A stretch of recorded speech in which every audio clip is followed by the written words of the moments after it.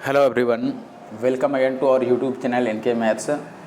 दोस्तों, आपको जैसा कि पता है कि CHSL का आंसर की आ गया है और उसके जस्ट बाद 20 अगस्त को CHSL का आंसर किया आया था और उसके अगले दिन से ही मैं CHSL का पेपर सॉल्व कर रहा हूँ मैथ सेक्शन को।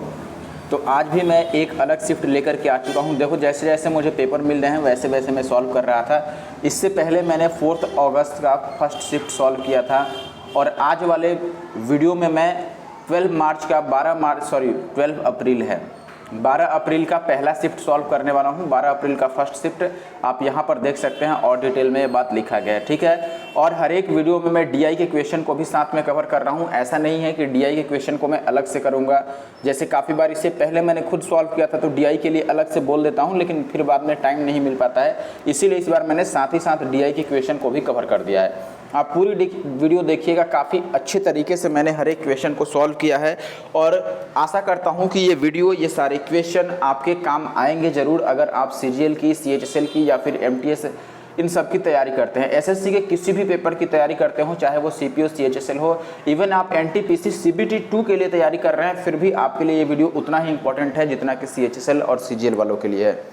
चलिए वीडियो को स्टार्ट करते हैं। बस जो प्रीवियस ईयर का अहमियत समझता है, जानता है कि प्रीवियस ईयर क्यों पढ़ना चाहिए, उसके लिए ये वीडियो काफ़ी इंपॉर्टेंट है। और जिन्हें ये नहीं पता है कि प्रीवियस ईयर पढ़ने से क्या फ़ायदा होता है, उनके लिए तो कुछ भी नहीं है। ये पुराना क्वेश्चन लगेगा उनको कि ये तो अब आ चुका है, वापस थोड़ी आएगा। ये काफ़ी लोग बोलते हैं कि अरे ये तो पूछ दिया है, अब वापस से थोड़ी पूछेगा।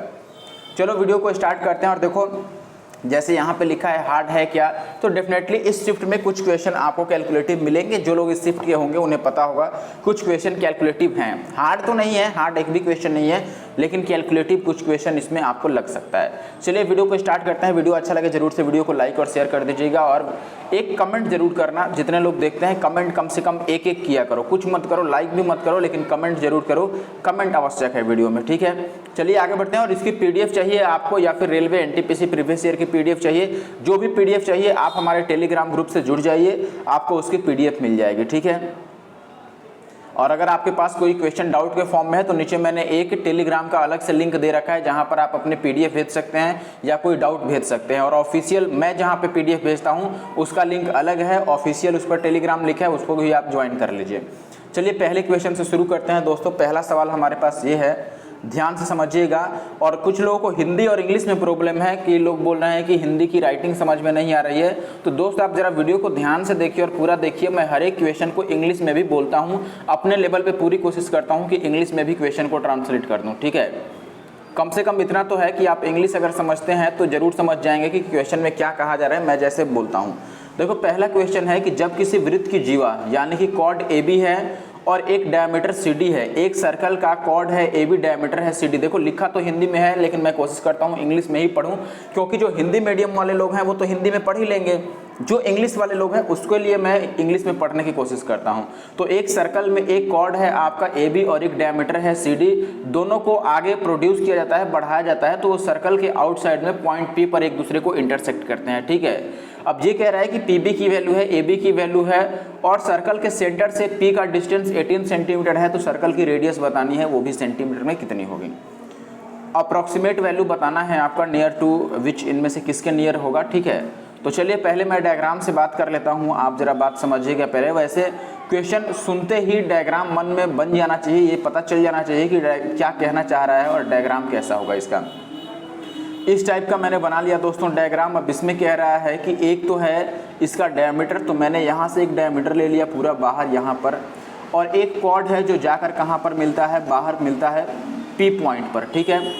AB इसका AB कॉर्ड है तो ये A हो गया दोस्तों, ये B हो गया, और CD डायमीटर है तो ये C है और ये D है, ठीक है। ये पॉइंट लेट से O है, अगर ये पॉइंट O है तो ये भी रेडियस है और ये भी रेडियस है, जरा ध्यान से बात समझना, ठीक है। अब सवाल में दिया है कि PB 8 है तो PB को मैंने 8 ले लिया, ठीक है। और सेंटर से P की दूरी जो है वो 18 है। एक और बात दे रखा है AB 12 दे रखा है, तो इसको भी मैंने 12 ले लिया।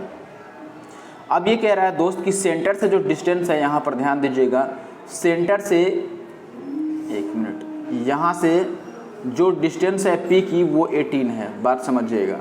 अगर यहाँ से डिस्टेंस इसकी 18 है दोस्तों, तो एक बात अब समझना कि ऐसे कंडीशन में जब भी किसी वृत्त की दो जीवाएं वृत्त के बाहर मिले या अंदर मिले। जैसे मान लो ये एक सर्कल मैंने बनाया और जीवाएं अंदर काटे या फिर जीवाएं बाहर जाकर मिलती हैं, ऐसे कंडीशन में यही चलता है ए बी गुना में सी डी। आपने फॉर्मूला पढ़ा होगा, मैं यहाँ पर बताता हूँ इसको इंट्रोड्यूस करके। और देखो पिछले वीडियो में भी जो पिछले शिफ्ट का पेपर मैंने सॉल्व किया था उसमें भी इस फॉर्मूले पे एक सवाल आया था और ज़्यादातर ये जो फॉर्मूला है काफ़ी बार रिपीट होता है, हर एक शिफ्ट में क्वेश्चन आ ही जाता है इससे, तो आपको ज़रूर याद रखना चाहिए। देखो करना क्या होता है, एक्चुअली में आपको लिखना पड़ेगा P से B तक और गुना में P से A तक, यानी कि PB गुना में PA। फिर इस साइड भी वैसे ही लिखेंगे P से D तक और फिर P से C तक। ये ध्यान रखिएगा, इस तरीके से हम लिखते हैं, ठीक है। तो चलो मैं लिखता हूँ एक बार। अगर ऊपर की मैं बात करूँ तो लिखूंगा दोस्तों P से D तक। अब देखो P से D तक कितनी वैल्यू होगी बताओ। अगर P से D तक हमसे पूछ रहा है तो क्या P से D तक की वैल्यू 18 माइनस R होगा? जरा बात बताओ मुझे, 18 माइनस R होगा कि नहीं यहाँ से यहाँ तक? P से D तक ही बताना था ना। देखो बात समझना थोड़ा, P से लेकर के और D तक ये जो लेंथ है, ये देखो पूरी तो यहाँ से यहाँ तक 18 है, इसमें से ये केवल R मैं माइनस कर रहा हूँ। ध्यान देना, R कहाँ से कहाँ तक है दोस्तों, यहाँ से यहाँ तक R है और इसके आगे मुझे ये बताना है। तो जो P से D तक बताना है, क्या 18 में से मैं R को माइनस कर दूँ तो P से D तक निकल जाएगा? सीधी सी बात है। जैसे मैं P से R में से PR में से PD निकालना चाहता हूँ तो DO को माइनस करना पड़ेगा, यानी कि 18 में से R को माइनस करना पड़ेगा, ठीक है। तो मैं यहाँ पर 18 माइनस R लिखने वाला हूँ पहले PD के लिए, ठीक है, ध्यान देना। तो मैं यहाँ पे लिख देता हूँ PD के लिए क्या लिखूंगा। पहले देखो फॉर्मूला लिखने की बात करें, वैसे मैं लिखता नहीं हूँ फॉर्मूला, फिर भी एक बार लिख के बताता हूँ। P से D तक लिखेंगे तो वो कितना हो जाएगा, 18 माइनस का R। फिर हम P से C तक लिखेंगे, P से C तक, तो P से C तक तो देखो यहाँ से यहाँ तक 18 है और ये वैल्यू R है, तो 18 और R को ऐड करना पड़ेगा, 18 प्लस R हो जाएगा, तो आगे होगा आपका 18 प्लस का R। बात समझना, मैंने लिख दिया PD इंटू का PC। अब नीचे लिखेंगे P से B तक और P से A तक। तो P से B तक लिखेंगे दोस्तों तो 8 हो जाएगा और P से A तक लिखेंगे तो कितना हो जाएगा, 8 और 12 20 हो जाएगा। अब ये A plus B into A minus B का रोल है, तो A square minus B square हो जाएगा, यानी कि 324 माइनस का R स्क्वायर इजक्वल टू ये हो जाएगा 160। यहाँ से आप बोलेंगे दोस्तों R स्क्वायर इजक्वल टू कितना आ गया, 164। तो R इजक्वल टू हो जाएगा आपका रूट 164। बात समझ रहे हैं, रूट 164। अब 164 का आपको वर्गमूल बताना है, ठीक है, स्क्वायर रूट। ये परफेक्ट स्क्वायर नहीं है, इसलिए ये दोनों तो आंसर होने से रहे, ये दोनों तो होंगे नहीं।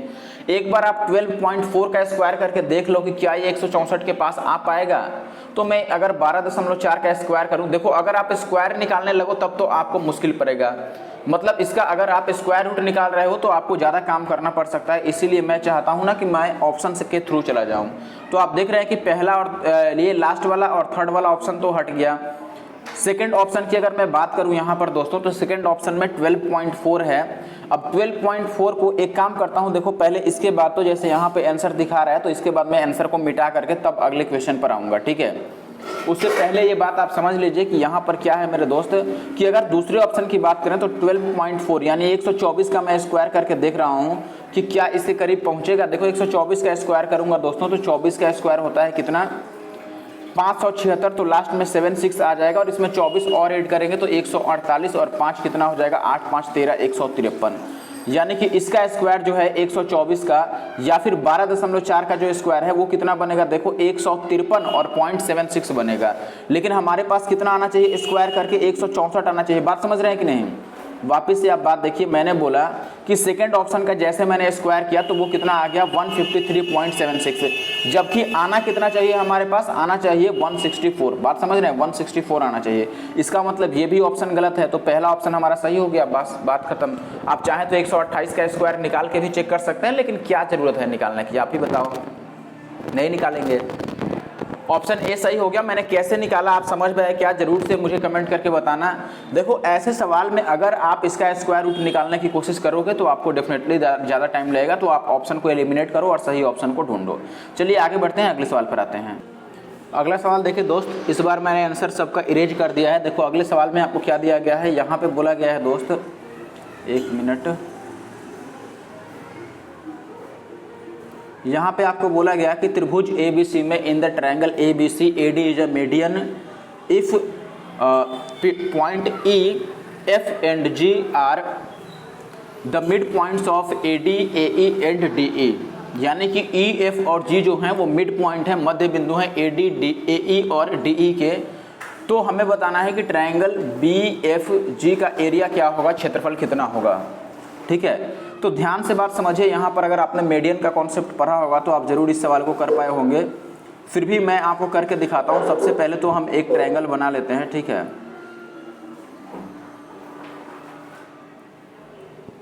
तो मैंने यहाँ पे एक ट्रायंगल बना दिया। अब ध्यान देना, थोड़ा बड़ा बनाते हैं, ये हो गया। अब इसमें कह रहा है कि AD जो है वो मीडियन है, तो मैं इसको A मान लेता हूँ, ये B हो गया, ये C हो गया, और A से D मैंने एक मीडियन बना दिया। यहाँ पर ध्यान देना, AD मैंने मीडियन बना दिया। अब ये कह रहा है, देखो यहाँ पर ध्यान देना जरा कि E जो है वो AD का मिड पॉइंट है, तो AD का मिड पॉइंट मैंने मान लिया कि यहाँ पे क्या है, हमारा E है। ठीक है, अब ये कह रहा है कि F जो है वो AE का मिड पॉइंट है, तो AE का मिड पॉइंट मैंने यहाँ बना दिया कि चलो ये F है। अब ये कह रहा है कि G जो है वो DE का मिड पॉइंट है, DE, तो DE का मिड पॉइंट मैंने यहाँ पे बना दिया कि कितना है भाई, G है। ठीक है, अब यहाँ पर आपको क्या करना है कि लास्ट वाले से शुरू करना है। ठीक है, लास्ट से मेरा क्या मतलब है, लास्ट से हमारा मतलब है, जैसे देखिए लास्ट वाले का मतलब कि हमें लास्ट में ये दिया है कि G जो है वो किसका मिड पॉइंट है, DE का। तो मैं यहाँ से शुरू कर रहा हूँ कि अगर G DE का मिड पॉइंट हुआ, इसका मतलब कि ये 1 है तो ये भी 1 है। मिड पॉइंट का मतलब यही हुआ, दोनों सेम टू सेम होंगे, आधा आधा बट गया। अब आपको ये पता था दोस्तों कि E जो है ये किसका मिड पॉइंट है, A और D का मिड पॉइंट है, यानी कि माध्यिका का मिड पॉइंट है। अगर E मिड पॉइंट है तो E के नीचे अगर टोटल 2 यूनिट है तो क्या ऊपर भी ये 2 यूनिट नहीं होगा, ये भी 2 यूनिट होगा। अगर नीचे 2 यूनिट है तो डेफिनेटली 2 होगा। अब ऊपर ये भी कह रहा है दोस्तों कि A से E तक जो है इसका मिड पॉइंट F है। अगर A से E तक का मिड पॉइंट F है, यानी कि ये दोनों आधे आधे होगा, ये भी 1 हो गया और ये भी 1 हो गया। बात क्लियर है, बात समझे कि नहीं आप। अब देखो मैंने जो लिखा है उसको एक बार ये सब बाकी वाले चीज़ों को मैं इरेज करके दिखाता हूँ यहाँ पर। ठीक है, यहाँ से जो ये चीज़ें हैं, ठीक है, इसको भी मैंने इरेज कर दिया। ये कितना था हमारा, ये मिड पॉइंट था, ये 1 था, ये 1 था। अब ये सारे 1 1 हो गए, यहाँ पर F था अपना। बात समझ रहे हैं आप, कैसे 1 1 लिखा मैंने, आप समझ गए होंगे आई थिंक। अब आपसे B F और G का एरिया पूछ रहा है। देखो B ये F हो गया और ये G हो गया, इसका एरिया हमसे पूछ रहा है। अब आपको ये बात पता है कि जो बेस का अनुपात होता है, रेशियो होता है, आधार का अनुपात होता है, उसी अनुपात में क्षेत्रफल बढ़ता है। बात आपने पढ़ा है कि नहीं पढ़ा है, ये बात ध्यान दीजिएगा कि अगर ये एक ट्रायंगल है, बात समझिएगा, और ये एक लाइन मैंने खींच दिया, और अगर ये 1 और 2 के अनुपात में है तो इन दोनों त्रिभुजों का रेशियो भी जो होगा, वो एरिया का जो रेशियो होगा वो भी 1 और 2 के रेशियो में होगा। ठीक है, तो इसी के अकॉर्डिंग मैं यहाँ पर आपको बात समझाता हूँ कि देखो हम क्या कर सकते हैं। अब अगर इसके अकॉर्डिंग आप समझते हैं दोस्त तो ध्यान दीजिएगा, हम सीधे ये कहेंगे कि इसकी जो एरिया होगी, ये पूरी ब्लू वाली जो एरिया है, इसमें बेस कितना है, 1 यूनिट यहाँ पर है, 1 यूनिट यहाँ पर है, यानी कि बेस टोटल 2 यूनिट है। और पूरा अगर मैं ये बात करूँ, देखो यहाँ पर ट्रायंगल में बात कर रहा हूँ ABD की, जो हमें निकालना है वो है BF और G, और इसका जो एरिया है दोस्तों ये 1/2 होगा किसका, त्रिभुज AB और D का। अब बोलो 1/2 क्यों होगा, क्योंकि बेस जो है आप देखिएगा कि ABD में ये टोटल बेस है, ABD में ये पूरा बेस है, जिसकी लेंथ कितनी है, 4 यूनिट की लेंथ है। एक यहाँ पे और 2 ये, तो टोटल 4 यूनिट की लेंथ है। इसमें से केवल अगर मैं बात करूं दोस्तों कि इनका कितना है, तो आप बोलेंगे दोस्तों जो हमें निकालना है हमें ये वाला बेस निकालना है, और ये बेस की लंबाई कितनी है, 2 यूनिट है। ठीक है, पूरे 4 में से बेस आधा है, यानी कि पूरे बेस का अगर ये आधा है, केवल B F और G का जो आधार है वो पूरे त्रिभुज ABD की आधार का आधा है, तो एरिया भी इसका पूरे का आधा होगा। अब देखो मैं ये लिख सकता हूँ दोस्तों कि BFG का जो एरिया है ये 1/2 तो मैंने ऐसे ही रहने दिया, और ABD जो है, ABD बताओ क्या त्रिभुज ABC का आधा है, तो यहाँ पे मैं इसको लिख देता हूँ कि ये जो है ये त्रिभुज ABC का क्या है, आधा है। और अगर त्रिभुज ABC का आधा आपने ऐसे कर दिया तो ये कितना बन गया, त्रिभुज ABC का डिवाइडेड बाई कितना आ जाएगा, नीचे 4 आ जाएगा। बात समझ रहे हैं, 4 कैसे आया, नीचे ये 2 है और यहाँ पे 2 है तो ये नीचे 4 आ गया, यानी कि ABC/4 आएगा। और ABC/4 किस ऑप्शन में है दोस्तों, यहाँ पर ऑप्शन बी में है, तो ऑप्शन बी सही है। अब बात जरा समझना कि मैंने यहाँ पर ABC/2 कहाँ से लिख दिया, ये वाला चीज कहाँ से आया बताइए जरा। यहाँ पे ये 1/2 तो ज्यों का त्यों है, यहाँ पर ध्यान दीजिएगा 1/2 जैसे है सेम टू सेम मैंने लिख दिया। और जो ABD है, आपको पता है कि एक माध्यिका पूरे त्रिभुज को 2 बराबर भागों में बांटती है, तो AD जो है ये मीडियन है, तो डेफिनेटली इससे जो 2 त्रिभुज बनेंगे वो आधे आधे होंगे त्रिभुज ABC का, ठीक है। इसीलिए मैंने लिख दिया कि त्रिभुज ABD जो है ये वाला, ये त्रिभुज ABC का क्या होगा, आधा होगा, क्योंकि AD माध्यिका है और माध्यिका त्रिभुज को आधा आधा बांटती है। तो उसके जगह पर मैंने ABC/2 रख दिया, तो ओवरऑल ABC/4 बच गया। काफी अच्छा सवाल है ये भी, ठीक है। ये पूरी शिफ्ट के क्वेश्चन सारे अच्छे हैं। चलो अगला सवाल देखो आप। अगले सवाल में कह रहा है कि गीता ने 30% अंक प्राप्त किए, यानी कि गीता ऑब्टेन्स 30% मार्क्स और 50 अंक से वो फेल हो गई, यानी कि 50 मार्क्स से वो फेल हो जाती है। जबकि दूसरा एक आदमी है वो 45% मार्क्स ऑब्टेन करता है, ठीक है, और उसे मिनिमम जो पासिंग मार्क्स है उससे 25 मार्क्स ज़्यादा मिलते हैं। तो 64% कोई व्यक्ति अगर अंक प्राप्त किया है, मार्क्स लाया है, तो उसको कितना मार्क्स मिला होगा ये बताना है। मार्क्स कितना मिला होगा 64 को, आपको परसेंटेज से इसको नंबर में चेंज करना है। तो मैंने लिखा यहाँ पर, सीधा बात समझिएगा कि जो व्यक्ति 30% अंक लाया है, अगर उसको और 50 अंक मिलते तो वो पास हो जाता। 30% वाला और 50 लाता तो पास हो जाता, जबकि 45% वाला जो है ये पासिंग मार्क्स से 25 नंबर ज़्यादा लाया है, यानी कि ये 25 नंबर कम भी लाता तो भी पास होता ये भी। यानी कि मैंने पासिंग मार्क्स को क्या किया, सेम कर दिया। मिनिमम पासिंग मार्क्स जो है उसको सेम कर दिया। जो 30% लाया है उसको और 50 लाना चाहिए था तो वो पास हो जाता, और जो 45% लाया है वो 25 ज़्यादा लेकर आया है, यानी कि 25 कम भी लाता तो भी पास पर ही आता। अब यहाँ से आप देखो परसेंटेज का अंतर कितना है, तो आप बोलेंगे दोस्त 45% में से 30% घटा देते हैं तो 15% की वैल्यू 50 में से 25 घटा दो तो कितनी हो जाएगी दोस्तों, 50 में 25 जोड़ेगी ना दूसरी तरफ आएगी तो 75 हो जाएगी। 15% की वैल्यू अगर 75 है तो 1% की वैल्यू कितनी होगी बताओ, 15 × 5 = 75, 5, और हमें 64% की वैल्यू बतानी है तो 64% की वैल्यू 6 × 5 = 30 और 5 × 4 = 20, कितना हो गया 320 अंक, यानी कि ऑप्शन बी जो है वो सही उत्तर है। आगे देखिए यहाँ पर DI का क्वेश्चन है, आपसे कह रहा है कि ऋण पर ब्याज, यानी कि ऋण पर ब्याज का मतलब ये वाला, मैं थोड़ा फिगर को बड़ा कर लूँ ज़्यादा अच्छा रहेगा, 1 मिनट। देखिए सवाल में ये कह रहा है दोस्तों कि ऋण पर जो ब्याज है, ध्यान दीजिएगा, यानी कि जो इंटरेस्ट है वो कह रहा है कि उस पर जितना खर्च आएगा, इंटरेस्ट पर जो एक्सपेंडिचर आएगा और जो टैक्स पर एक्सपेंडिचर आएगा वो कितना % ज़्यादा है। यानी कि ब्याज पर जो खर्च आया है, जो कर पर खर्च आया है, टैक्स वाले से ब्याज वाला कितना % ज़्यादा है। टैक्स वाला कितना है 5, और जो इंटरेस्ट वाला है एक्सपेंडिचर वो 7.5 है, तो ये इससे कितना ज़्यादा है बताओ, 2.5 ज़्यादा है। इसका आधा ज़्यादा है, इसका मतलब 50% ज़्यादा है। बस बात खत्म, ऑप्शन बी। 5 से वो 7.5 हो गया, कितना बढ़ गया भाई, 2.5 बढ़ गया है। अब 5 का 2.5 कितना है भाई, आधा है, आधा का मतलब 50%, आप निकाल भी सकते हो परसेंटेज में। अगला सवाल कह रहा है कि ओ केंद्र वाले वृत्त में 6 सेंटीमीटर लंबी एक जीवा है जो कि केंद्र से 4 सेंटीमीटर की दूरी पर स्थित है, व्यास की लंबाई बताओ। ओ सेंटर वाला एक सर्कल है जिसका जो एक कॉर्ड है वो 6 सेंटीमीटर लॉन्ग है, और ये कह रहा है कि 4 सेंटीमीटर की डिस्टेंस पर वह कॉर्ड सिचुएटेड है। किससे, सेंटर से 4 सेंटीमीटर की डिस्टेंस पर वो स्थित है, तो बताना है कि डायमीटर कितना होगा।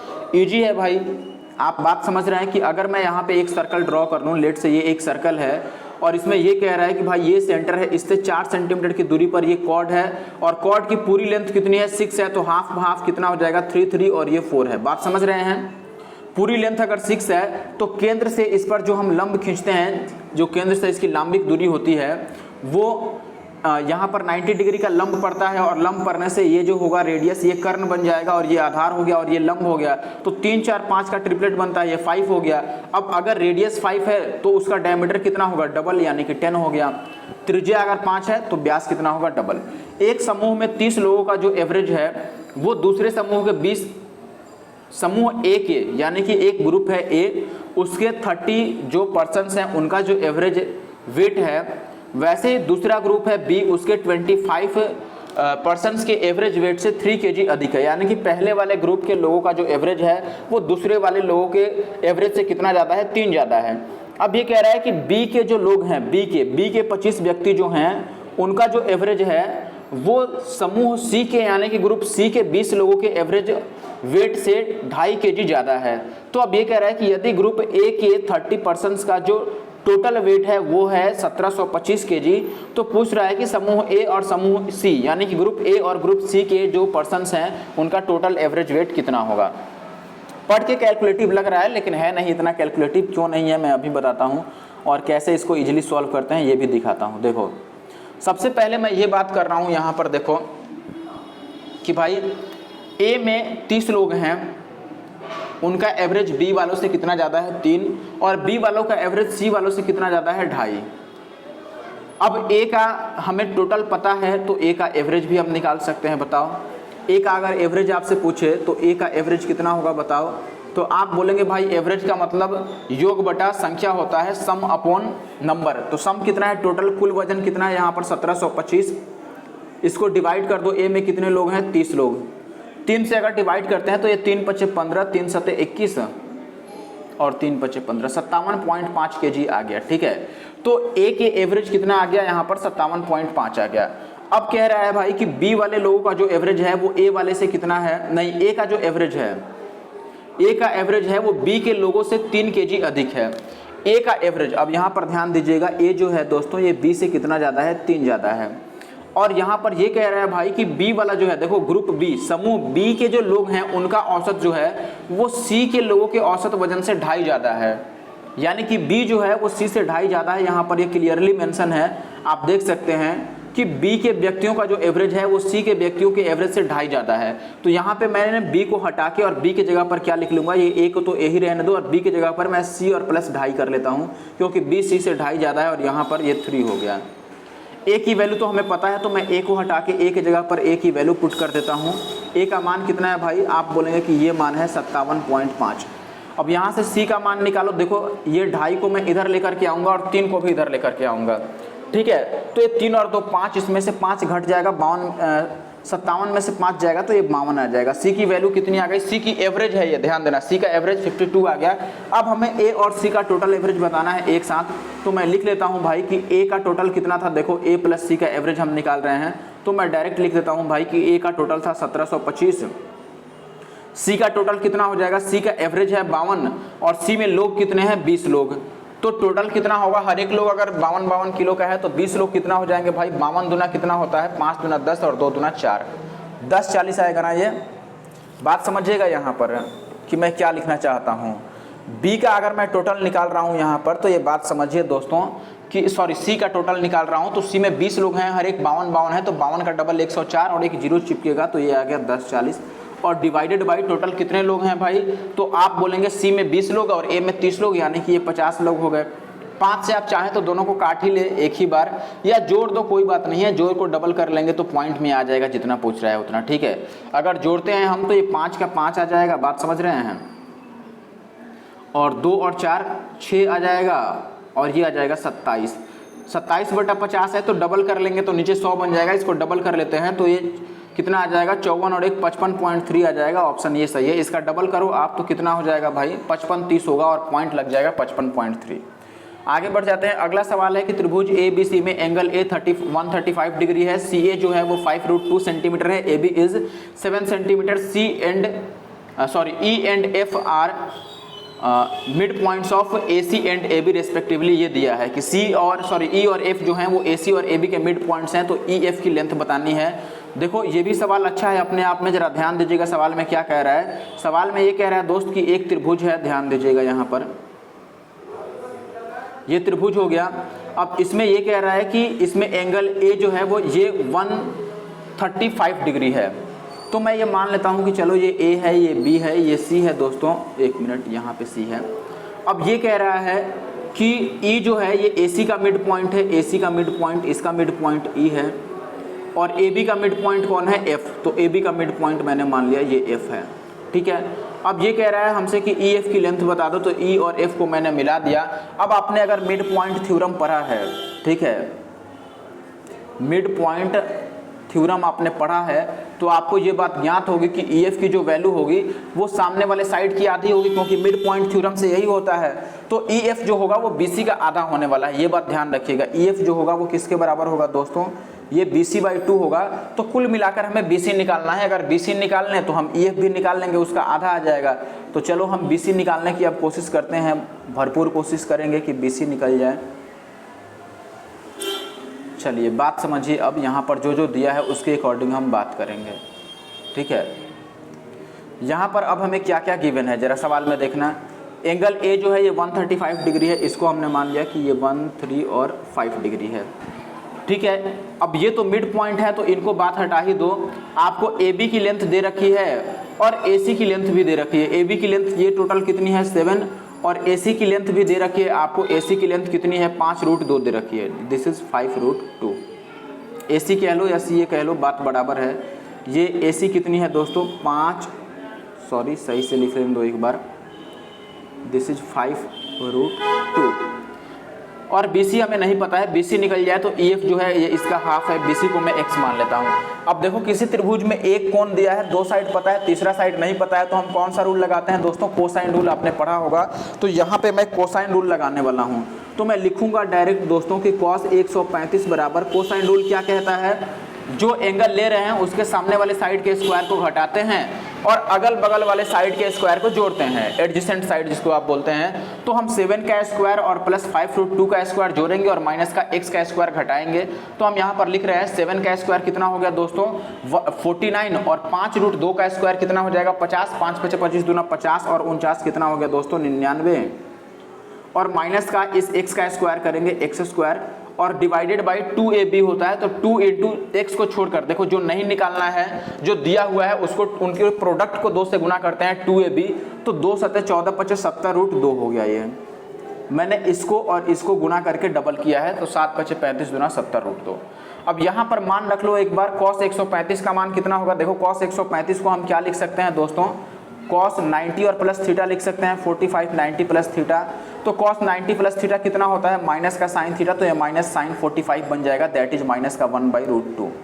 तो यहाँ पे मैं इसके जगह पर माइनस 1/√2 पुट कर देता हूँ और ये कितना हो जाएगा 99 माइनस का, अब मैं थोड़ा साफ लिखता हूँ, और 99 माइनस का x स्क्वायर डिवाइडेड बाई 70√2।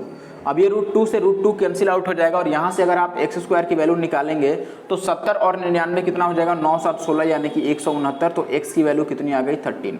अब देखो अगर x की वैल्यू 13 हो गई दोस्तों तो हमें EF बताना था जो कि x का आधा है, तो 13 का आधा कितना हो जाएगा 6.5, यानी कि option C is the correct answer.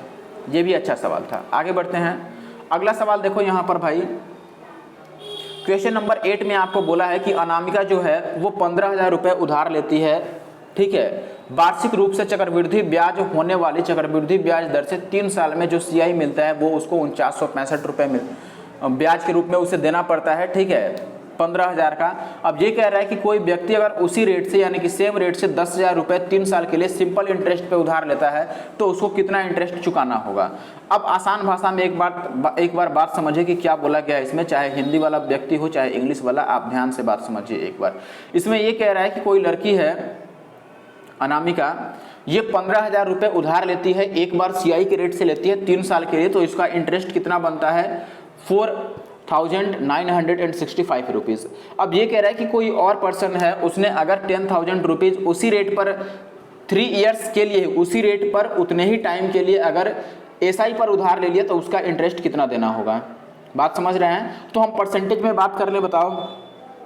दोनों बार चूंकि प्रिंसिपल सेम नहीं है इसीलिए थोड़ा सा हमें और काम करना पड़ेगा। तो मैं लिख लेता हूं कि अगर भाई हमें रेट निकालना है, पहले तो रेट पता नहीं है, रेट पता नहीं है तो रेट तो पता करना पड़ेगा क्योंकि दोनों बार प्रिंसिपल अलग अलग है, इसीलिए रेट निकालना जरूरी है। तो रेट कब कैसे निकालते हैं ये बात ध्यान रखना। जब भी रेट निकालना हो तो आप पहले A/P निकालो कितना हो रहा है। A यानी कि अमाउंट, मिश्रधन बता मूलधन, अमाउंट बाई प्रिंसिपल। तो अमाउंट कितना है भाई इसमें, देखो 15,000 तो उधार दिया गया था और 4965 रुपये का ब्याज मिल गया, तो टोटल जोड़कर कितना बन गया भाई 15 और 4 19, यानी कि ये 19,965 रुपये का तो टोटल अमाउंट बन गया और प्रिंसिपल कितना था 15,000 था। इनको काटो। अब देखो यहाँ 3 साल है तो हमें ये पता करना है दोस्तों कि ये किसका क्यूब है। 3 साल का मतलब ये किसका क्यूब बन रहा है, बात समझ रहे हैं। तो इनको मैं काटता हूँ, 15 से डायरेक्ट काटना पड़ेगा क्योंकि ये 3 जीरो मुझे दिख रहा है कि क्यूब हो रहा है। 15 से काटिएगा तो ये आ जाएगा 1331, कितना आ जाएगा 1331 और डिवाइडेड बाई 1000। इसका मतलब हो गया ये किसका क्यूब था भाई, 11/10 का क्यूब था। अगर ये 11/10 का क्यूब है तो देखो 10 से 11 हो गया तो कितना रेट मिल गया भाई 10% का। 10 से 11 हो गया यानी कि 1 बढ़ गया 10 पे। अगर 1 बढ़ रहा है 10 पे तो रेट कितना हो गया 10% का।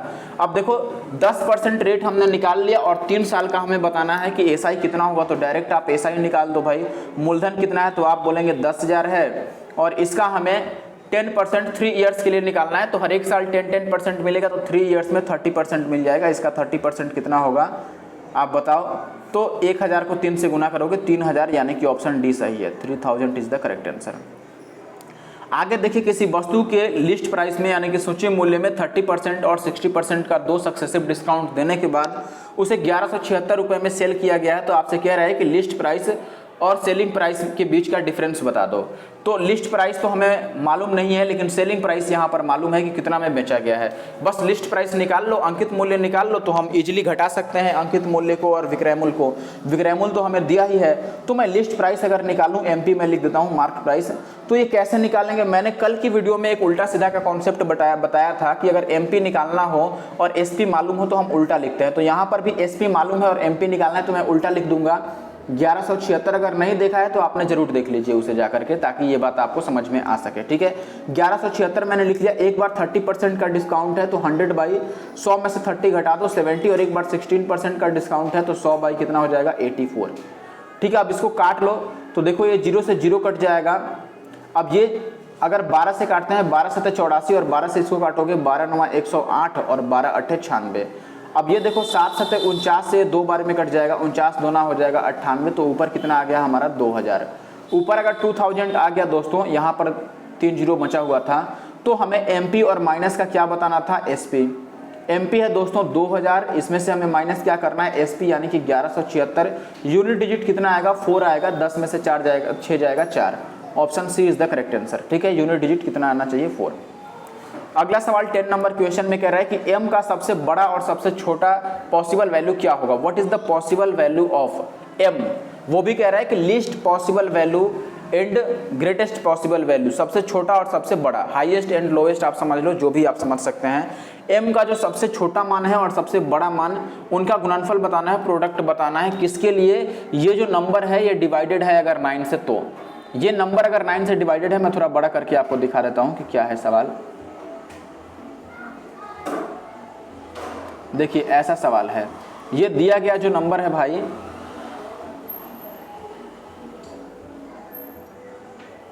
एक मिनट रुक जाओ, ऐसे करने से आंसर जो मिटाया है मैंने वो दिख रहा है। ठीक है, कोई बात नहीं, आप ये समझ लीजिए कि ये जो नंबर दिया गया है, मैं साफ साफ इधर लिख देता हूँ कि नंबर क्या है। ये है हमारे पास 5, फिर m, फिर 8, फिर 3, फिर m, फिर 4, फिर m, फिर 1। ये अगर 9 से डिविजिबल है तो m का सबसे बड़ा और सबसे छोटा मान क्या हो सकता है, उनका गुणनफल बताना है, प्रोडक्ट बताना है। तो देखो 9 से डिविजिबिलिटी के लिए हम अंकों का जोड़ देखते हैं। देख लो यहाँ पर ये 5 और 4 9 तो मैंने हटा दिया, ये 8 और 1 9 बन रहा है, ये भी मैंने हटा दिया। हमारे पास बचा क्या यहाँ पे 3 और प्लस का 3 टाइम्स ऑफ m। ठीक है, 3 बार m बचा है तो मैं लिख देता हूँ 3 प्लस का 3m। अब बताओ यहाँ पर m के जगह पर मैं क्या वैल्यू लूँ कि ये 9 से डिविजिबल हो जाए। 9 से डिविजिबल का मतलब इस पूरे की वैल्यू कितनी आ जानी चाहिए 9। इसके लिए मैं m की वैल्यू क्या ले सकता हूँ बताओ। तो m की वैल्यू तो हम देखो 0 से शुरू कर सकते हैं, 0 1 2 3 4 5 6 7 8 9, इनमें से हमें चेक करना पड़ेगा। अब देखो अगर मैं यहाँ पर ध्यान देना, अगर मैं m की वैल्यू को 0 लेता हूं तब तो ये केवल 3 बच जाएगा, ये पूरी वैल्यू 0 बन जाएगी, तो 3 9 से कटेगा नहीं, यानी कि 0 नहीं हो सकता है। अगर 1 लूंगा तो ये 3 और 3 6 बनेगा, जो कि 9 नहीं आएगा। अगर 2 लूंगा दोस्तों, 2 लेता हूं तो 3 दूना 6 और 3 9, 2 पॉसिबल है, 2 रखने से ये 9 बन जा रहा है। 3 रखेंगे तो नहीं बनेगा, 3 3 जा 9 और 3 12 हो जाएगा, 4 3 जा 4 3 12 3 15, 5 3 15 3 18, 5 ले सकते हैं, 6 3 18 3 21 नहीं ले पाएंगे, 7 3 21 और 7 21 और 7 28 हो जाएगा, क्या 21 और 3 ना 24 नहीं ले सकते हैं। 8 अगर लेना चाहे 8 3 24 और 3 24 और 3 27, 27 9 से कट जाता है, 27 9 से कट जाता है, तो ये भी ले सकते हैं। 9 9 3 27 और 3 30, ये नहीं ले सकते हैं। तो हमारे पास 3 वैल्यू आया, 2, 5 और 8, लेकिन हमसे कह रहा है सबसे छोटा वाला वैल्यू और सबसे बड़ा वाला वैल्यू। तो सबसे बड़ा वाला वैल्यू 8, सबसे छोटा वाला 2, इनको मल्टीप्लाई कर दो, ये 16 आ जाएगा। 16 का मतलब option B is the correct answer. आगे बढ़ते हैं, ए और बी किसी काम को 24 और 40 दिन में कर सकते हैं। ए कितने दिन में कर सकता है? 24। बी कर सकता है 40 दिन में। एफिशिएंसी का रेशियो क्या बनेगा बताओ? 24 और 40 का एलसीएम कितना होगा दोस्तों? 120। तो 24 बचे 120 और 40 या 120, तो यहाँ पर 5 और 3 इनका एफिशिएंसी हो गया। ए वर्क 24 दिन में अकेले खत्म कर सकता है। बी जो है वो 40 डेज में अकेले कर सकता है। वे एक साथ 8 डेज तक काम करते हैं। दे वर्क टुगेदर 8 डेज तक, अप टू 8 डेज वो लोग एक साथ काम करते हैं। फिर जो काम बच जाता है वो सी 14 दिन में पूरा कर देता है। शेष काम जो बचता है वो सी 14 दिन में पूरा कर सकता है। तो ये कह रहा है कि अगर ए और सी एक साथ काम करें तो टोटल वर्क का 75% ये कितने दिन में खत्म कर देंगे? ए और सी टुगेदर, यानी कि ए और सी मिलकर टोटल वर्क का 75% काम कितने दिन में खत्म करेंगे। टोटल वर्क बताओ कितना है? 40 या 120 टोटल वर्क बताना है। इसका 75% कराना है। 75% का मतलब 3/4। और किससे कराना है? सी से कराना है। सी की एफिशिएंसी बताओ, इसको काट लो। अगर 40 तो यहाँ कटेगा ना, 30 या 90 यूनिट का काम कराना है। किससे? ए और सी से कराना है। तो मैं नीचे ए और सी को लिखूंगा। पहले सी की एफिशिएंसी बताओ कि सी की एफिशिएंसी कैसे निकालें। आप बोलेंगे दोस्त कि टोटल तो 120 यूनिट का काम था, जिसमें से ए और बी ने 8 दिन तक काम कर दिया। ए एक दिन में 5 यूनिट का काम करता है, बी एक दिन में 3 यूनिट का काम करता है। दोनों एक दिन में 8 यूनिट का काम करेंगे। और अगर 8 दिनों तक इन्होंने काम किया है तो 64 यूनिट तो काम खत्म कर दिया। देखो अगर दोस्तों 120 में से 64 यूनिट इन्होंने काम कर दिया तो कितना यूनिट काम और रह गया? तो आप बोलेंगे दोस्तों और ये 56 यूनिट का काम रह गया, जो सी किया है कितने दिन में? 14 दिनों में। अगर 14 दिनों में 56 वर्क किया है तो हर एक दिन 14 चौके 56, यानी कि सी हर एक दिन कितना काम कर रहा है दोस्तों? 4 यूनिट का काम कर रहा है। अब 90 यूनिट का काम हमें कराना था किससे भाई? ए और सी से।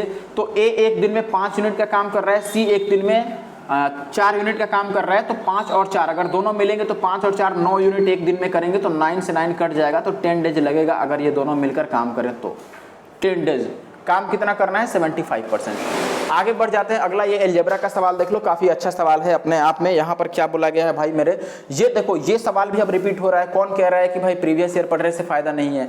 बताओ, ये सवाल सीपीयू में इतना बार आया, सीजीएल प्री में इतना बार आया, सीएचएसएल में इतना बार आया और इस बार भी सीएचएसएल में आ गया। बताओ सीएचएसएल में पिछली 2019 के सीएचएसएल का मैंने पेपर सॉल्व किया है, उसमें भी ये सवाल था। सीपीयू का मैंने पेपर सॉल्व किया है 2020 वाला, उसमें भी था। सीजीएल प्री का मैंने पेपर सॉल्व किया है, सीजीएल मेंस का पेपर सॉल्व किया है। हर एक में आपको ये क्वेश्चन दिखेगा ही दिखेगा, ये कॉन्सेप्ट दिखेगा ही दिखेगा। हालांकि इसमें तो और अच्छे तरीके से पूछ लिया है सीएचएसएल में। ठीक है, देखो मैं बताता हूँ क्या करना है इस सवाल में। आपको ये दिया है पावर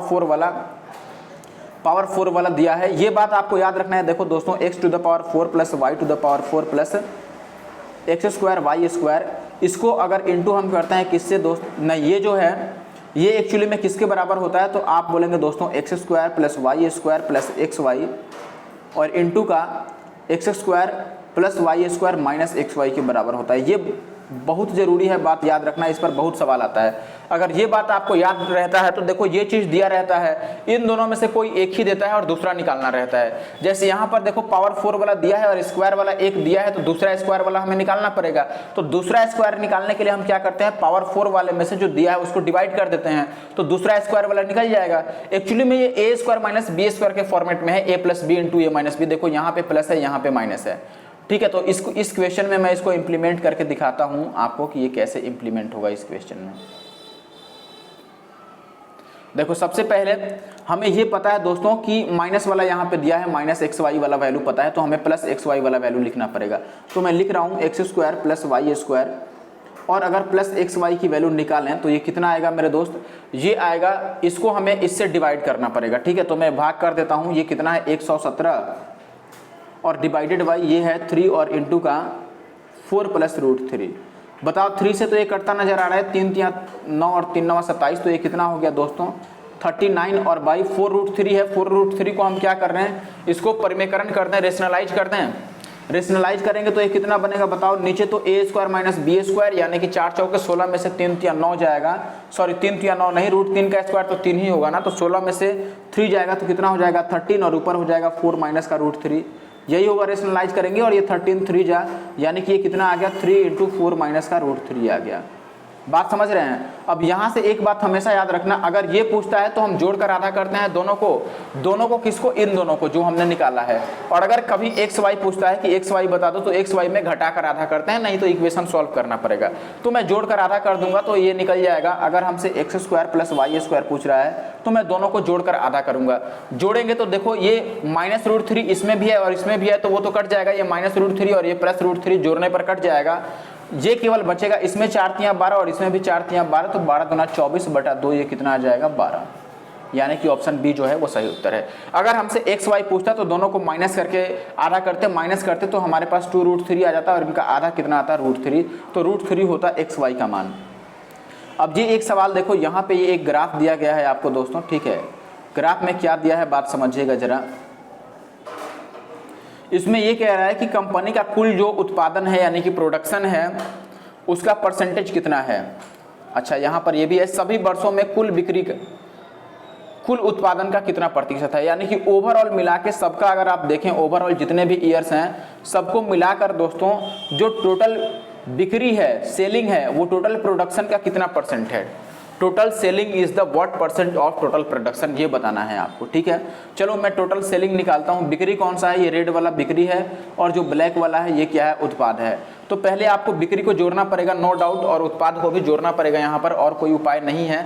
तो हम जोड़ लेते हैं। देखो जोड़ने के लिए तो हम इस पर पेन चला ही सकते हैं, लेकिन एक्चुअली में वहाँ पर स्क्रीन पर पेन नहीं चला पाएंगे ना, तो मैं भी उसी तरीके से प्रैक्टिस करना चाहता हूँ। मैं भी बिना पेन चलाए ही इनको ऐड करने की कोशिश करता हूँ, ठीक है। तो पहले मैं अंक को जोड़ता हूँ। देखो तो कितना आ जाएगा दोस्तों, 4 और 5 9, 9 और 5 14 और 4 18 और 5 8 5 13, यानी कि 2300, तो ये बन गया।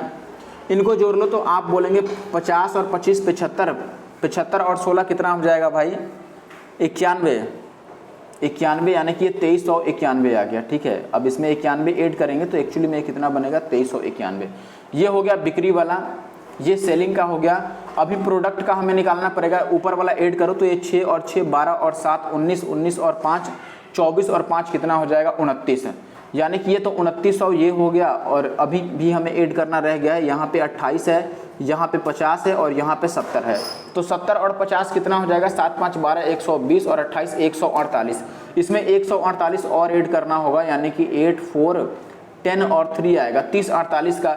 अब देखो 30 48 का ये वाला चीज़ कितना परसेंट है ये हमें बताना है। 2391 is the what percent of 3048, ये हमें अब बताना रह गया है। कैलकुलेट करो जैसे कर सकते हो।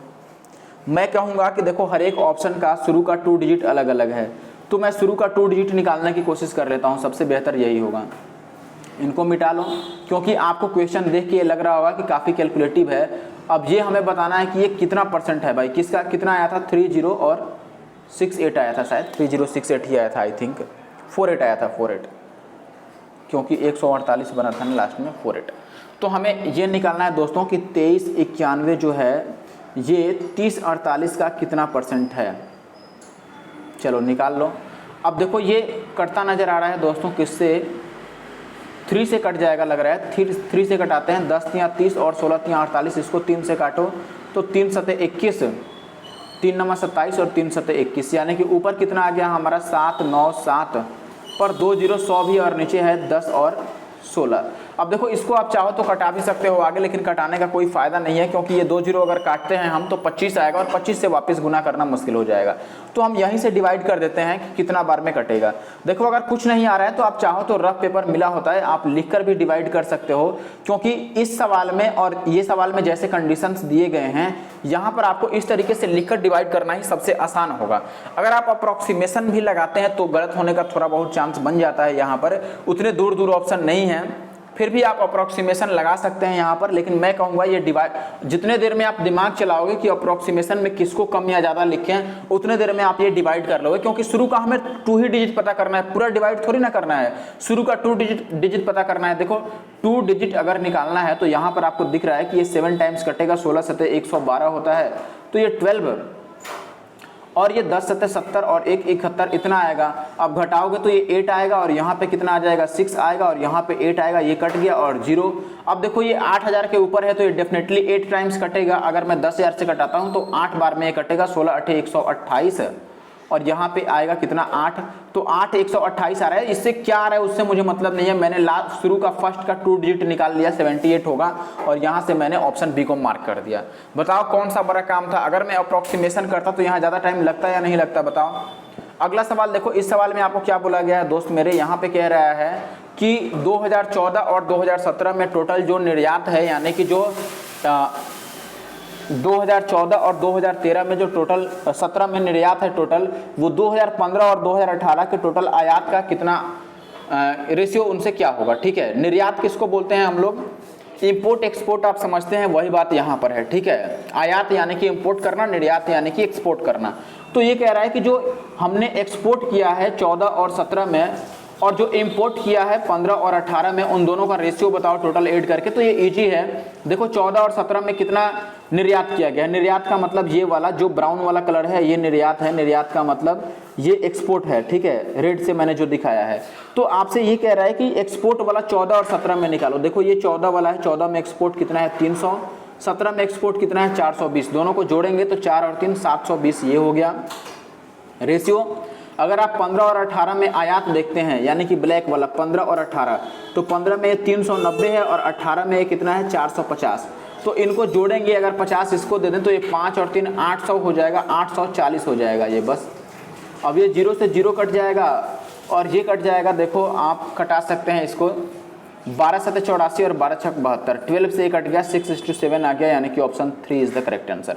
आगे कह रहा है त्रिभुज ABC की हाइट AD जो है वो 9 सेंटीमीटर लॉन्ग है, AB is equal to 6√3, CD equal to 3√3, angle A हमें बताना है कितना होगा। ये सवाल भी रिपीट हुआ है, देख लो ये सवाल भी रिपीट हुआ है दोस्तों, CGL CPU में भी आ चुका है ये सवाल और CHSL में भी आ चुका है ये सवाल, बिल्कुल रिपीट हुआ है, क्योंकि मैं हमेशा से ही प्रीवियस ईयर क्वेश्चन कराता हूं तो मुझे पूरा याद है कि ये क्वेश्चन रिपीट हुआ है। बिल्कुल डिटो रिपीट तो नहीं हुआ है, लेकिन इसी टाइप का क्वेश्चन बिल्कुल CPU में आया था और CGL मेंस में आया था। CGL मेंस जो हुआ था उसमें इस टाइप का क्वेश्चन पूछा गया था इस बार 19 वाले में, और 19 मेंस का मैंने टॉपिक वाइज पूरा सोल्यूशन करा दिया है। आप देखिए CGL जो मेंस 2019 वाला है इसका पूरा मैंने topic wise question already cover करा रखा है अपने चैनल पे, आपने नहीं देखा है तो जरूर से देख लीजिए। उसी के क्वेश्चन ये रिपीट हुए हैं, बिल्कुल उसी कॉन्सेप्ट पे। आप यहाँ पर देखिए, मैं एक ट्रायंगल पहले बना लेता हूँ जैसा कि ये बोल रहा है, तो एक त्रिभुज मैंने इधर बना दिया साइड में। अब इसमें ये कह रहा है दोस्त मेरे कि AB जो है ये 6√3 है, तो मैं यहाँ पे मान लेता हूँ कि ये A है, B है, ये B है और ये C है। यहाँ पे कितना है C है, और AD जो है इसका एल्टीट्यूड है यानी कि हाइट है, तो ये AD मैं बना देता हूँ। AB की वैल्यू दिस इज 6√3 और आपको CD की वैल्यू दे रखी है CD, दिस इज 3√3 और हमें एंगल A बताना है ये कितना होगा। कोई बात नहीं है, देखो अगर ये एल्टीट्यूड है यानी कि ये तो 90 डिग्री हो गया और इधर भी 90 डिग्री हो गया कि नहीं, और AD की लेंथ हमें दे रखी है कि AD कितनी है 9 है, ये 9 है। तो एक बार मैं ये निकाल के देखता हूँ दोस्तों कि ये लेंथ कितनी आएगी बताओ। अगर ये लेंथ आप निकालते हैं तो ये 90 डिग्री है, तो आपको हाइपोटेनस का स्क्वायर माइनस हाइट का स्क्वायर करना पड़ेगा, h square minus p square, तो 6√3 का स्क्वायर माइनस 9 का स्क्वायर यही आएगा BD। तो पहले मैं BD कैलकुलेट करता हूँ। देखो 6√3 का स्क्वायर कितना होगा बताओ आप, 6√3 का स्क्वायर 36 या 108 और 9 9 81, अगर 108 में से 81 घटाते हो मेरे भाई तो कितना आएगा बताओ BD, कर्ण स्क्वायर माइनस लंब स्क्वायर, ये मैं कर रहा हूँ। ठीक है, 36 या 108 में से 9 9 81 अगर घटाते हो तो 8 दूना 16 आएगा, 16 नहीं आएगा कुछ और आएगा ना, 8 और 19 और 8 24 आएगा क्या, 3 और 3 27। 1 मिनट में ऐड करता हूँ, कितना आया था 6 का स्क्वायर 36 या 108 में से 9 9 81 अगर घटाएंगे तो इधर 19 और 8 27 आएगा, ये 27, दिस वन इज़ 27। ठीक है, ये 27 आ गया यहाँ पर। 27 का मतलब 9 या 27, तो 3√3 आ गया। अब बताओ ये वैल्यू भी हमारे पास 3√3 आ गई, यहाँ पर ध्यान देना, ये वैल्यू कितनी आ गई 3√3 आ गई। अब ये टोटल इसका मतलब कितना हो गया, ये भी 6√3 हो गया और यहाँ से देखो जब ये 9 था, ये 3√3 था, तो ये कितना था 6√3 था। वैसे अभी भी ये 9 है, ये 3√3 है, तो क्या ये भी 6√3 आएगा? तो आप बोलेंगे बिल्कुल आएगा। अब एक त्रिभुज की तीनों भुजाएं सेम होगा, ये भी 6√3, ये भी 6√3 और ये भी 6√3। अगर एक ट्रायंगल के तीनों साइड सेम है, इसका मतलब त्रिभुज कौन सा हो गया? समबाहु त्रिभुज, इक्विलैटरल ट्रायंगल हो गया। और हर एक एंगल कितना हो गया दोस्तों? 60 डिग्री का। तो एंगल ए जो है ये 60 डिग्री होगा। Option A is the correct answer. ठीक है, आगे बढ़ते हैं। ये सवाल देखो, यहाँ पर आपको क्या बोला गया है? 8 sin square theta plus 2 cos थीटा इक्वल टू 5 है, और आपसे ये कह रहा है कि tan square theta plus sec square theta minus का sin स्क्वायर थीटा क्या होगा? तो निकाल के देखते हैं इसको। देखो वैल्यू पुट करने का यहाँ पर मुझे कोई फ़ायदा नहीं दिख रहा है। आप चाहें तो थीटा की वैल्यू एक बार 60 पुट करके देख सकते हैं। 60 क्यों? क्योंकि 60 पे कॉस रूट में आएगा। देखो जो स्क्वायर होता है ना, उसी को रूट में लाने की कोशिश करो, क्योंकि स्क्वायर करने के बाद उसका रूट हट जाएगा। ठीक है, जैसे यहाँ पर देखो ये जो टर्म हमें लिखा गया है, क्वेश्चन में जो दिया गया है, यहाँ पर एक बात समझिए आप। अगर मैं 30 रखूँगा तो कॉस में √3 आ जाएगा, कॉस √3/2 आ जाएगा। आप समझिए यहाँ पे रूट आ जाएगा, लेकिन राइट साइड में हमें रूट लाना नहीं है, इसीलिए हमें रूट हटाना पड़ेगा। तो अगर ये √3/2 मैं साइन में रख दूं तो यहाँ पर स्क्वायर करने से रूट हट जाएगा। इसका मतलब साइन में √3/2 कितने पर होगा? 60 पर। तो आप 60 रख के चेक कर सकते हैं। लेकिन दिक्कत क्या है, ये ऑप्शन इतने बड़े बड़े हैं कि अगर हम 0 से लेकर 90 डिग्री इनमें कुछ भी वैल्यू पुट कर दें तो क्या आपको लगता है कि इतने बड़े ऑप्शन आ पाएंगे? कभी नहीं आएंगे, क्योंकि √3 मैक्सिमम आएगा, 2 आएगा मैक्सिमम वैल्यू, उसका स्क्वायर कीजिएगा 4 आएगा। लेकिन 305, 153, 441 ये सब कभी नहीं आएगा। ठीक है, इतने बड़े बड़े ऑप्शंस कभी नहीं आएंगे। इसीलिए मैं इसको पूरा सॉल्व करता हूँ बेसिक तरीके से। तो अगर आप बेसिक से इसको सॉल्व करना चाहते हैं तो हमें क्या करना चाहिए दोस्तों? आपको पता होगा कि बेसिक से सॉल्व करने में हम क्या करते हैं। देखो यहाँ पर हम लिखेंगे दोस्तों कि ये 8 sin स्क्वायर थीटा है प्लस 2 cos थीटा। तो sin स्क्वायर को मैं cos में चेंज करूँ तो 1 माइनस cos स्क्वायर लिख सकता हूँ। sin स्क्वायर को 1 माइनस cos स्क्वायर लिख लेते हैं। तो 8 से अगर मैं 1 माइनस cos स्क्वायर को मल्टीप्लाई करूँगा तो 8 और माइनस का 8 cos स्क्वायर थीटा और प्लस का 2 cos थीटा इक्वल टू का 5। अब जहाँ cos है वहाँ पर मैं x रखने वाला हूँ। तो इन सबको मैं देखो सबको राइट साइड में लेके जा रहा हूँ, सबको राइट साइड में ले जाऊँगा तो 8 और cos स्क्वायर राइट साइड में जाएगा तो ये हो जाएगा 8 और x स्क्वायर। मैंने cos की जगह पर x रख दिया। और ये 2 cos थीटा जो है वो उधर माइनस में हो जाएगा, माइनस का 2 और cos थीटा की जगह पर x। और ये 8 उधर माइनस में होगा तो 5 में से 8 माइनस होगा तो कितना आ जाएगा? माइनस का 3 इक्वल टू 0। इसको सॉल्व कीजिए। देखो 8 या ये 24 बन रहा है, ध्यान दीजिए। ये 8 या 24 यानी कि 24 लाना है। तो इसको हम कैसे चेंज करें कि ये मल्टीप्लाई करके 24 आ जाए और माइनस करके 2 आ जाए? तो आप बोलेंगे भाई -6 और +4 अगर मैं लिखता हूँ -6 और +4 तो ये डेफिनेटली मल्टीप्लाई करके माइनस का 24 भी दे देगा और यहाँ पर माइनस का 2 भी दे देगा इनको ऐड करके। तो इसका यहाँ पर जो x की वैल्यू आएगी, इनका साइन चेंज करके और डिवाइडेड बाई x स्क्वायर का कोफिशिएंट करते हैं। अगर आपने पढ़ा होगा कभी इसको सॉल्व करना, क्वाड्रेटिक इक्वेशन को जल्दी कैसे सॉल्व करते हैं, तो आपने जरूर ये बात सीखा होगा। तो यहाँ पर प्लस का 6/8 आएगा या फिर माइनस का 4/8 आएगा। तो निगेटिव वैल्यू तो हम ले नहीं सकते हैं क्योंकि थीटा की वैल्यू जो है वो 0 और 90 यानी कि फर्स्ट क्वाड्रेंट में है। अगर थीटा फर्स्ट क्वाड्रेंट में है तो कोई सा भी वैल्यू माइनस में नहीं होगा, तो ये लेना पड़ेगा। इसका मतलब x का मतलब क्या है दोस्तों? cos theta. cos की वैल्यू कितनी आ गई? 3/4 आ गई, यानी कि ये b है और ये क्या है? h है। तो p की लेंथ अगर आप निकालते हैं तो p जो होता है वो √h² माइनस b²। तो यहाँ पर आप बोलेंगे दोस्तों 4 चौके 16 माइनस 3 3 9, 16 में से 9 जाएगा तो ये √7 आ जाएगा। p की वैल्यू कितनी आ गई? √7। अब यहाँ से देखो आपको tan स्क्वायर बताना है, तो tan स्क्वायर का मतलब p/b, p² का मतलब √7 का स्क्वायर 7 बाई b², तो b 3 था तो 3 का स्क्वायर 9 प्लस का sec स्क्वायर। sec क्या होता है? cos का उल्टा होता है, उसी का स्क्वायर करना है। तो अगर ये 3/4 है तो वो 4/3 हो जाएगा, स्क्वायर करेंगे तो 4 चौके 16/3 3 9 और माइनस का साइन स्क्वायर, तो साइन स्क्वायर p/h, p का मान 7 है तो 7/h का मान 4 चौके 16। इनको ऐड कर लो, 16 9 144, तो नीचे एलसीएम 144 आ गया और ये 16 सतह कितना हो जाएगा? 112 और प्लस 16 का स्क्वायर 256 और माइनस का 7 9 63। अब यूनिट डिजिट पर मुझे लगता है कि काम कर लेना चाहिए। देखो 6 और 2 8 में से 3 जाएगा तो 5 आ रहा है यूनिट डिजिट, यानी कि ऑप्शन ए सही है क्योंकि उसमें ऊपर 5 है। ठीक है, आप पूरा भी निकाल सकते हैं। ये देखो आगे जोड़ेंगे तो 5 और 1 6, 6 में से 6 जाएगा तो 0 और 2 और 1 3, इतना बटा 144। तो ऑप्शन ए जो है वो करेक्ट आंसर है। आगे बढ़ते हैं 17 नंबर सवाल पे। एक समचतुर्भुज का विकर्ण दिया है 8√3, यानी कि ए डायगोनल ऑफ अ रोम्बस, एक रोम्बस है उसका एक डायगोनल जो है वो कितना है 8√3, सेकंड डायगोनल जो है वो उसके साइड के इक्वल है, तो रोम्बस का एरिया बताना है। आपको पता है रोम्बस कैसा होता है, ध्यान दीजिएगा जरा, मैं बात करता हूँ यहाँ पर, 1 मिनट। अगर मैं यहाँ से एक रोम्बस लेता हूँ तो देखो रोम्बस कुछ इस तरीके का होता है, ये मैंने एक रोम्बस बना दिया, ठीक है। अब इसमें ये कह रहा है दोस्तों कि इसके जो डायगोनल्स हैं, ध्यान देना, डायगोनल्स मैंने यहाँ से एक डायगोनल खींच दिया और एक डायगोनल यहाँ से खींच दिया, ठीक है, दोनों डायगोनल मैंने खींच दिया। अब अगर एक डायगोनल 8√3 है, ध्यान देना, अगर एक डायगोनल 8√3 है तो उसका हाफ कितना होगा, हाफ होगा 4√3, यही होगा, ठीक है। और जो दूसरा वाला डायगोनल है उसके इक्वल में इसका साइड है, तो दूसरे डायगोनल को अगर मैं पूरे को इसको 2x मान लूँ, दूसरे डायगोनल को पूरे को मैं 2x मान लूँ, तो ये भी x होगा और ये भी x होगा। आपको पता है कि जो रोम्बस होता है उसके डायगोनल एक दूसरे को बाइसेक्ट करते हैं, यानी कि समचतुर्भुज के विकर्ण एक दूसरे को बराबर बराबर काटते हैं।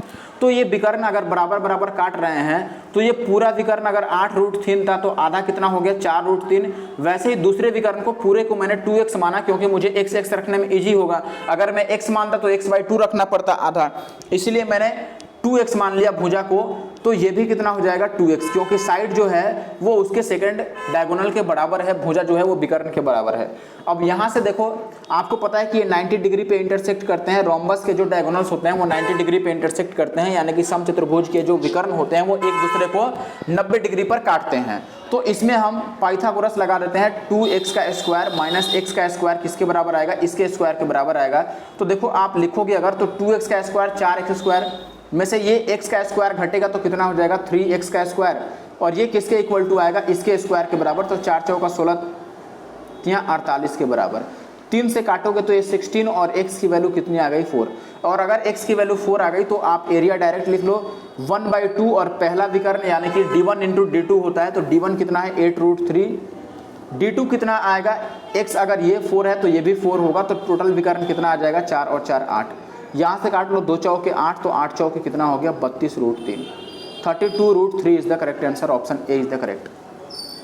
आगे देखिए, किस वर्ष राजस्व में यानी कि रिवेन्यू में जो परसेंटेज चेंज हुआ है, परसेंटेज जो इंक्रीज हुआ है वो उसके प्रीवियस ईयर्स के कंपेयर में 6% से लेस है, 6% से कम ही है, यानी कि जो वृद्धि हुआ है, परसेंटेज वृद्धि राजस्व में, रिवेन्यू में, ये रिवेन्यू है, ये जो ब्लू वाला दिख रहा है आपको, स्काई ब्लू वाला, ये रिवेन्यू को यहाँ पर रिप्रेजेंट कर रहा है। तो रिवेन्यू जो है वो पिछले साल से 6% कम किस में है, तो हमें चेक करना पड़ेगा भाई हर एक बार कितना कितना का इंक्रीजमेंट हो रहा है, कहाँ पर जो है वो 6% का कम है, ये देखना पड़ेगा।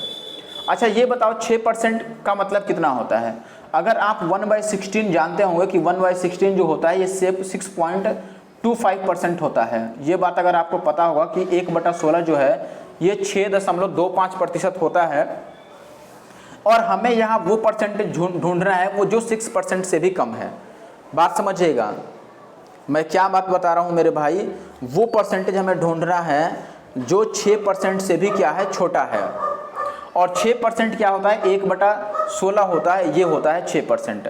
अगर ये 6% होता है तो हमें कम से कम तो 1/17 ढूंढना होगा, या 1/18, 1/19, ये सब ढूंढना होगा, क्योंकि ये सब वैल्यू जो होगा ये 6% से नीचे आएगा। देखो 1/17 17 का कहोगे तो 17 6 जा कितना होता है 102 होता है, यानी कि ये 100 प्लस हो गया, तो ये डेफिनेटली 6% से कम है। तो अगर हमें 6% से कम ढूंढना है तो हमें क्या ढूंढना पड़ेगा, कहाँ पर 1/17 या फिर उससे कम आ रहा है 1/18 या फिर 1/19, ऐसे कहाँ पे आ रहा है, ये ढूंढना है हमें। तो चलो ढूंढते हैं। अब ये पहले ही मैंने क्लियर कर दिया, क्योंकि बाद में अगर मैं सॉल्व कर देता तो आप पूछते कि आपने क्या किया। अब देखो यहाँ पे मैं कह रहा हूँ दोस्तों कि आपको केवल रिवेन्यू में देखना है, रिवेन्यू का मतलब ये वाला स्काई ब्लू वाला। तो देखो यहाँ 320 से ये 350 हो गया, 320 मैं और बड़ा कर दूं क्या, और बड़ा कर देता हूँ, चलो आप देख लो इसको, ठीक है।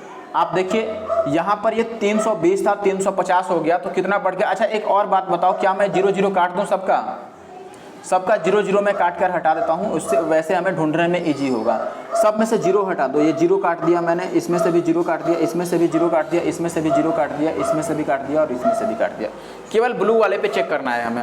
अब बताओ ये 32 से 35 हो गया तो कितना बढ़ गया भाई, 3 बढ़ गया, कितने पे, 32 पे। क्या ये 1/17 आ रहा है या उससे ज़्यादा नहीं आ रहा है? ये तो 16 भी नहीं आएगा, ये तो नहीं होगा। ये आगे 35 से 38 हो गया तो कितना बढ़ गया, 3 बढ़ गया, कितने पे भाई, 35 पे। क्या ये काट के 1/17 के आसपास आएगा या उससे बड़ा, 17 से बड़ा नीचे आएगा? नहीं आएगा। ये 11 या 33 या ज़्यादा से ज़्यादा 12 आएगा, और क्या आएगा, 1/12 आएगा। यहाँ से चेक करो भाई, 38 से 40 हो गया तो 2 बढ़ गया, कितने पे, 38 पे। तो ये 2 से काटते हो तो 1/19। ये देखो 17 से बड़ा आ गया, यानी कि यही अपना आंसर है। तो कहाँ पर ये वृद्धि हुआ है, 400 वाले पे बढ़ रहा है, यानी कि 2017। तो 2017 अपना आंसर है। मुझे नहीं लगता है कि आप एक बार में समझ पाए होंगे, तो मैं एक बार और आपको ये बात समझाने की कोशिश करता हूं कि मैंने क्या बताया आपको। ध्यान दीजिएगा, यहाँ पर क्या है, थोड़ी सी नॉइज जरूर आ रही होगी, आज मार्केट में काफ़ी चहल पहल है, इसीलिए थोड़ी सी नॉइज आ रही होगी, तो आपको बियर करना पड़ेगा थोड़ा सा, ठीक है। यहाँ पे देखिए सवाल में ये पूछ रहा था कि जो रेवेन्यू है, राजस्व है, वो पिछले साल से कब 6% से कम है। मैंने बोला था कि 6%, 6.25% जो होता है ये 1/16 होता है, और अगर हमें 6% से कम चाहिए तो ये इस वैल्यू को और घटाना होगा। 1/16 को और कम करने का मतलब हमें 1/17, 1/18, 1/19 यानी कि नीचे वाली वैल्यू को और बढ़ाना होगा हमें। तो 1/17 या उससे आगे का हमें निकालना है। इसके लिए मैंने बोला कि चलो देख लो। तो यहाँ पे देखिए कितना कितना दिया था, केवल मैं ये ब्लू वाला लिख रहा हूँ अलग से, ताकि आपको ये इजीली समझ में आ जाए, ठीक है। देखो हमें वृद्धि बताना है, तो ये तो कमी ही हो रहा है, तो इनको हटा दो, कमी वाला लेना नहीं है हमें। यहाँ पर बताना था कि कितना का इंक्रीज होगा, परसेंटेज इंक्रीज बताना है, तो ये कमी हो रहा है, तो इनको हटा दो। यहाँ पर आप लिखेंगे कि पहले वैल्यू 320 था, 320 नहीं, मैंने जीरो को काट भी दिया है, तो 32 था, उसके आगे वाले में 35 था, उसके आगे वाले में 38 था, उसके आगे वाले में ये 40 था, 40। यहाँ पर देखिए परसेंटेज चेंज कितना है, तो आप बोलेंगे 3 बढ़ा है 32 पे, तो क्या ये 1/17 आएगा? बताओ, ये 1/17 के आसपास भी भटक रहा है, नहीं हो रहा है। 11 या 33, ये ज़्यादा से ज़्यादा 1/11 आ सकता है बस। ये देखो 3 बढ़ा है किस पर, 35 पर, 38 हुआ तो 3 बढ़ा 35 पर, तो 3/35 बताओ। ये अगर 36 भी होता तो 1/12 ही आता, इससे ज़्यादा नहीं आता, जबकि हमें 1/17 चाहिए। यहाँ देखो 38 से 40 हो गया तो 2 बढ़ा है 38 पे, यानी कि ये 2 से 19 गुना 38, 1/19 आ रहा है, यानी कि ये हमारा क्लियर विनर हो जाता है, सही आंसर हो जाता है 1/19 वाला। तो जहाँ पर 40 है वहाँ पर आंसर होगा 40, हमने लिखा था 2017 वाले के लिए, तो 2017 वाला आंसर है। अब आशा है कि समझ गए होंगे। ये सवाल देखो, ऐसे सवाल में मैंने पिछले वीडियो में ही बताया था कि सबको 1 से डिवाइड कर देते हैं। अगर आपको याद नहीं है तो जरूर से जाके पिछला वीडियो देखिए। सबको अगर मैं 1 से डिवाइड कर दूं तो ये बनेगा x + 1/x इक्वल टू कितना हो जाएगा, 6√3। बताओ, इसको 1 से डिवाइड करेंगे तो x बनेगा, इस 1 को 1 से डिवाइड करेंगे तो ये 1/x बनेगा, और इस 6√3 को अगर 1 से डिवाइड करेंगे तो x तो कट जाएगा, और 6√3 माइनस से जब राइट साइड में जाएगा तो प्लस बन जाएगा। अब इसके बाद हमें क्यूब बताना है, तो क्यूब निकालने का फॉर्मूला आपको पता होगा, k × k² - 3, यही होता है ना। तो मैं यहाँ पे इसका स्क्वायर कर देता हूँ, इसका स्क्वायर ये लिख देता हूँ कि 6√3, और अंदर में इसका स्क्वायर करूँगा तो 6 का स्क्वायर 36, यहाँ 108 और माइनस का 3, 108 में से 3 जाएगा तो ये 105, और गुना का 6√3, तो ये आ गया 6 × 5 = 30 और 6 कम 6√3, 630√3। ये पूरा सवाल मुझे याद है, एनालिसिस में हमने कराया था। अगला ये सवाल देखिए, इसमें इस व्यंजक का मान बताना है, यानी कि इसको आपको और ब्रेक कर देना है। तो ब्रेक करने में ज़्यादा काम नहीं करना है, इसका होल क्यूब हम निकाल देते हैं। होल क्यूब क्या होता है, a क्यूब यानी कि 2x का cube, this is 8x cube, minus b cube यानी 3 का क्यूब, तो 27y क्यूब। पहले इतना ही ढूंढ लो ना कि क्यूब वाला तो यही टर्म आने वाला है, 8x क्यूब और 27y क्यूब किस में है। देखो इसमें तो नहीं है और इसमें भी नहीं है, तो ये तो गए, इन दोनों में ही है, तो हमें चेक करना पड़ेगा आगे सॉल्व करके। अच्छा ये बताओ कि क्या सारे वैल्यू निगेटिव में आएंगे? नहीं आएंगे, एक वैल्यू तो पॉजिटिव आना ही आना है, तो ऑप्शन ए सही हो गया, ये गलत हो गया।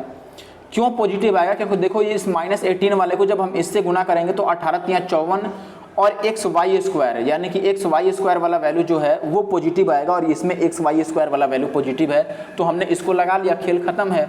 बाकी आप इसको सॉल्व कर लेना, आगे होल क्यूब इसका तोड़ लेना, और जिनको जोड़ना है उनको जोड़ लेना, जिनको घटाना है उनको घटा लेना। आगे बढ़ता हूँ मैं, ठीक है, आगे बढ़ जाऊँ ना, कोई परेशानी तो नहीं है भाई, बोलो। चलिए आगे बढ़ते हैं और अगले सवाल पर आते हैं। यहाँ पर अगला सवाल है हमारे पास क्वेश्चन नंबर 21। यहाँ पे ए बी सी का आपको रेशियो दिया गया है कि किसी धन राशि को यानी कि एक अमाउंट को ए बी सी के बीच इस रेशियो में डिवाइड कर दिया जाता है। अगर बी का जो हिस्सा है, बी का जो शेयर है वो 15,000 है, तो बी और सी के शेयर्स का डिफरेंस कितना है। बहुत ही आसान सवाल है ये तो भाई। देखो हमें ये दिया है कि बी का हिस्सा कितना है, इसमें बी का हिस्सा कितना है 3 यूनिट का है, रेशियो में बी का हिस्सा 3 यूनिट का है, जिसकी वैल्यू कितनी दी हुई है 15K यानी कि 15,000। अब ये कह रहा है कि बी और सी का डिफरेंस बता दो, बी और सी में कितना का अंतर है। देखो बी का 3 है और सी का 7 है, तो कितने का अंतर है 4 यूनिट का अंतर है। ये अगर 5 गुना हुआ तो ये भी 5 गुना 4 × 20K, 20K का मतलब 20,000। Option A is the correct answer. अगला सवाल देखिए, ये सवाल थोड़ा इंपॉर्टेंट है, काफ़ी दिमाग वाला सवाल इन्होंने बनाया है इस बार, काफ़ी अच्छा है सिंप्लीफिकेशन का क्वेश्चन। ठीक है, आप जरूर ट्राई कीजिएगा खुद से। देखो इसको सॉल्व करने के लिए हमें शुरू करना पड़ेगा कहाँ से, पहले ब्रैकेट से शुरू करते हैं। आपको पता है कि ब्रैकेट को पहले सॉल्व करते हैं बॉडमास रूल में, तो पहले मैं इसको सॉल्व कर देता हूँ। बताओ ये सॉल्व करके कितना बनेगा। ये 2 दूना 4 और 1 5/2 है, और डिवाइड को मैं मल्टीप्लाई में लिख दूँ तो ये 8 × 8 और 7 15 यानी कि ये 8/15 है। तो ये 5 यहाँ 15 कट जाएगा दोस्तों, और 2 चौके 8 यानी कि 4/3, तो ये आ गया। चलो इसका खेल हमने ख़त्म कर दिया 4/3। इस ब्रैकेट का खेल समझो क्या है यहाँ पे। तो पहले तो ऑफ का काम करेंगे, 9 9 81 और 4 85/9 है ये, यहाँ पर ध्यान देना 85/9। और डिवाइड को हम अभी तो डिवाइड ही छोड़ सकते हैं, पहले इसको करना पड़ेगा एक साथ, क्योंकि ऑफ पहले करते हैं फिर डिवाइड करते हैं।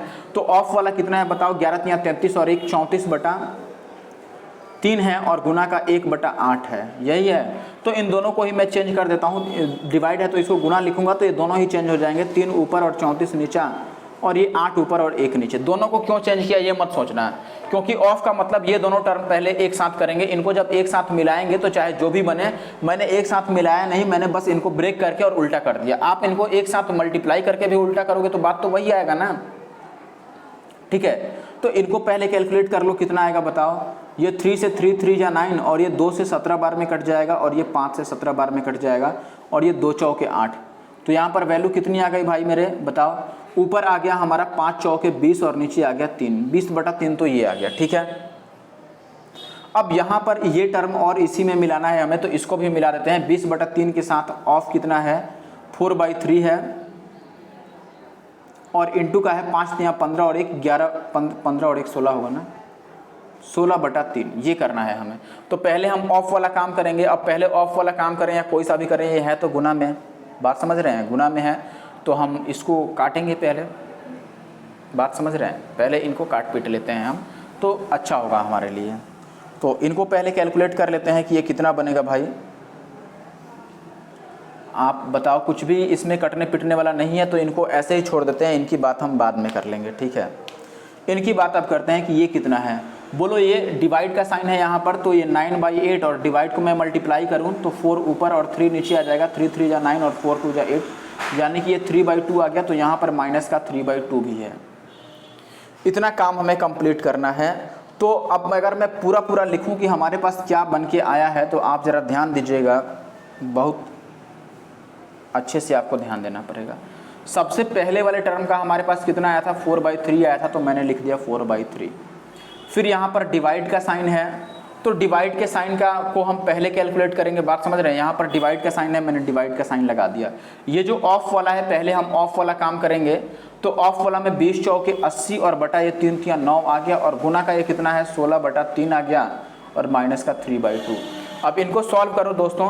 अब इनको हमने एक साथ पहले नहीं किया है, ध्यान दीजिएगा, क्योंकि यहाँ पे डिवाइड था और यहाँ पे गुना था और यहाँ पे ऑफ था, ये ध्यान दीजिएगा। तो गुना ऑफ और डिवाइड में पहले ऑफ का ही काम करेंगे, इसीलिए इस डिवाइड को सेम छोड़ दिया, और 16/3 के साथ जो गुना था इसको सेम छोड़ दिया, और ऑफ वाला काम मैंने कर दिया। ठीक है, अब यहाँ पर आप देखेंगे दोस्त कि यहाँ से पहले हम, अब हमारे पास डिवाइड है, मल्टीप्लाई है और माइनस है, तो पहले हम डिवाइड को क्लियर करेंगे। तो डिवाइड को क्लियर करने के लिए हम लिखेंगे कि ये 4/3 है, और इंटू का 9 कितना है 80 है, ये चेंज हो जाएगा, और इंटू का ये 16/3 है, और माइनस का 3/2 है। इनको काट लो। अब अगर आप इनको काटते हो तो बताओ ये कितना बनेगा, 16 × 5 = 80, ये 5 आ जाएगा, और ये 3 × 9 से 9 कट जाएगा। तो हमारे पास बच गया दोस्तों 4/5 और माइनस का 3/2। एलसीएम कितना हो जाएगा 10 हो जाएगा, और 5 या 15 में से 4 दूना 8 जाएगा, तो -7/10, यानी कि ऑप्शन ए जो था इसका वो सही उत्तर था, -7/10। Option A is the correct answer. बात समझ रहे हैं, ये ऑप्शन ए था, -7/10 ये सही है। आगे बढ़ते हैं, अगला सवाल पर आते हैं। अगले सवाल में देखो आपको क्या दिया गया है, कोसेक थीटा की वैल्यू दी हुई है, ये निकालना है। काफ़ी आसान है। कोसेक थीटा क्या होता है भाई, साइन थीटा का उल्टा, यानी कि ये नीचे वाला क्या है, पी है, पी की वैल्यू तो 2 हो गई, और एच की वैल्यू कितनी है दोस्तों, h/p होता है, तो एच की वैल्यू हो गई √5। अगर मैं b की बात करूं तो b होता है h² - p², तो ये 1 आ जाएगा, √5 का स्क्वायर 5 और -2 का स्क्वायर 4, तो b की वैल्यू कितनी आ गई दोस्तों, 1 आ गई। अब सेक थीटा लिखना है। सेक क्या होता है हमारा भाई, सेक होता है h/b, h का मान कितना है √5, तो √5/1, तो ये √5 ही रह जाएगा। फिर प्लस हमारे पास क्या है यहाँ पे tan थीटा, tan क्या होता है p/b, तो 2/1 करेंगे आप, तो ये 2 ही रह जाएगा। माइनस का कॉट इंटू साइन कितना होता है, देखो कॉट थीटा जो होता है वो कॉस बटा साइन होता है, तो साइन से साइन तो कट ही गया, तो ये कॉस हो गया। कॉट क्या होता है, कॉस बाई साइन, और साइन से साइन कट गया तो कॉस, और कॉस तो हमारा सेक का ही उल्टा होगा, तो ये 1/√5 आ गया। ठीक है, सेक हमने निकाला था तो इसका उल्टा कर दिया मैंने। अब इसको कैलकुलेट कर लो, इनको एक साथ जोड़ लो, क्योंकि ये +2 तो हर एक ऑप्शन में पड़ा हुआ है, तो +2 को आप गोली मारो, इनसे केवल बात करो। अगर इसको और इसको हम कैलकुलेट करते हैं दोस्तों, तो 5 में से 1 जाएगा, तो ये 4/√5 आ गया, और अगर इसका आप रेशनलाइज करोगे तो 4√5/5 आ जाएगा, और ये भी प्लस में आएगा, तो प्लस का 4√5, ये 2 तो था ये प्लस में, तो 2 + 4√5/5 ऑप्शन बी में है, तो ऑप्शन बी सही है। ठीक है, एक्चुअली में 4√5/5 ही केवल ऑप्शन बी में ही है, दूसरे में है ही नहीं कि दूसरा कोई सही माने। ये सवाल देखो, इसमें कह रहा है कि एक कार है वो 40 km/h की स्पीड से चलती है और 40 किलोमीटर की डिस्टेंस को कवर करती है। एक दूसरी कार, और वही कार है, चलो उसी कार को लेते हैं, सॉरी वही कार है, 65 km/h की स्पीड से वो 52 किलोमीटर की डिस्टेंस को कवर करती है। अब ये कह रहा है उसका एवरेज स्पीड बता दो। एवरेज स्पीड आपने पढ़ा होगा, देखो एक काम करते हैं ना, पहले एवरेज स्पीड जब भी पूछे तो आप डिस्टेंस को रेशियो में ले लो। एक बार वो 48 किलोमीटर चला है, एक बार 52 किलोमीटर, तो डिस्टेंस को मैं रेशियो में ले रहा हूँ, काटूंगा तो ये 4 से 12 बार में कटेगा, नहीं 12 चौक 48 कटेगा ना, ये 12 और ये 13 4 जा, तो 12:13 आ गया हमारे पास डिस्टेंस का रेशियो।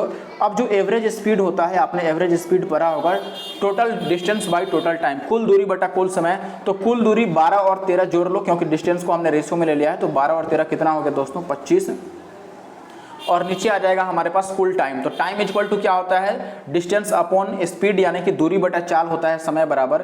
तो दूरी कितना था भाई, पहले बार तो 12 था, और किस चाल से चला है, ये 40 की स्पीड से। दूसरा बार दूरी हमारा 13 है, और किस स्पीड से चला है, 52 की स्पीड से। ठीक है, ये 13 चौके 52 कट जाएगा, और ये 3 चौके 12, 10 चौके 40, यानी कि ऊपर तो हमारा आ गया 25, और नीचे कितना आ गया भाई, 3/10 का मतलब आप समझ लीजिए 3/10 कितना हो गया, या चलो मैं लिख ही देता हूँ, 3/10 और प्लस ये कितना है 1/4, तो ये आ गया 25। और इनको अगर आप निकालते हो तो एलसीएम, इसको भी मैं अगर क्या बना लूँ, 40 बना लूँ और इसको 4 बना लूँ, कुछ गड़बड़ तो नहीं हो गया। 3 चौके 12 और 10 चौके 40, 12/40, और 13 चौका 52। ठीक है, कोई बात नहीं, मैं यहाँ पर इसको यही लिख लेता हूँ कि 4 तियाँ 12 और 10, कुछ तो गड़बड़ दिख रहा है, एक बार वापिस से चेक करना पड़ेगा हमें कि कहाँ पर गड़बड़ हो गया।